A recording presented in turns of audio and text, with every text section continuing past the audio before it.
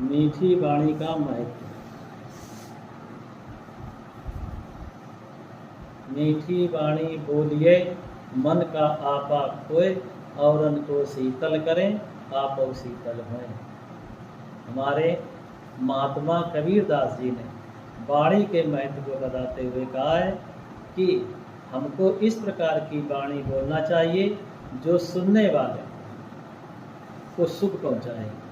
तुलसीदास ने भी कहा है, श्रवण आनंद वै संचरय, माने कान के द्वारा वाणी जब जाती है शरीर में तो सुख का अनुभव प्रदान करती है।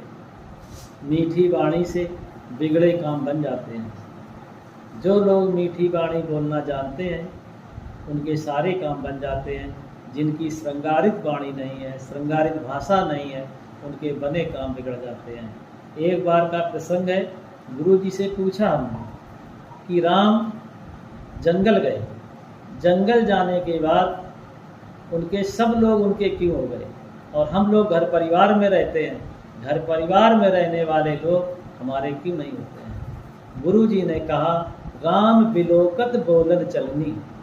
राम बोलना जानते हैं, राम देखना जानते हैं। जो बोलना जानता है उसके सभी अपने हो जाते हैं। राम ने कोई मानव के साथ व्यवहार नहीं किया, भालू बंदर रीछ सब उनके हो गए और सब उन्हीं के लिए कार्य करने लगे, क्योंकि राम बोलना जानते थे, राम देखना जानते थे। आज के परिवेश में श्रृंगारित वाणी का अभाव हो रहा है, जिसके कारण समाज में अनेक प्रकार की विषमताएं पैदा हो रही हैं। वाणी अब कार्य बिगड़ रहा है तो कार्य ठीक करने में लोग लगे हुए हैं कि कार्य क्यों बिगड़ रहा है। कार्य इसलिए बिगड़ रहा है कि कोई कारण होगा कार्य बिगड़ने का। तो कार्य ठीक करते सरकारें क्या करती हैं, कार्य ठीक करती हैं लेकिन कारण ठीक नहीं करती हैं। आंदोलन हटवाएंगी सरकारें, लेकिन आंदोलन क्यों हो रहा है इस कारण पे नहीं जाएंगे। अगर कारण पता लग जाए तो आंदोलन स्वतः समाप्त हो जाएगा। उसी प्रकार से यदि कोई कार्य बिगड़ रहा है तो उसके कारण में जाना चाहिए, और मूल कारण होता है समाज में लड़ाई झगड़े का कारण होता है, वो होती है वाणी। जैसे शरीर के प्रत्येक अंग में हड्डी दी है भगवान, सभी अंग हड्डी के द्वारा बनाए गए। ईश्वर ने मनुष्य को ही केवल वाणी दी है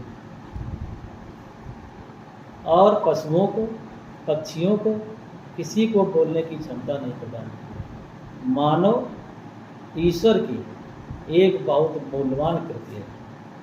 सभी भोग योनियां हैं, एक सिर्फ यही कर्म योनि है। और मनुष्य को सभी के प्रति अपना मीठा मधुर व्यवहार रखना चाहिए।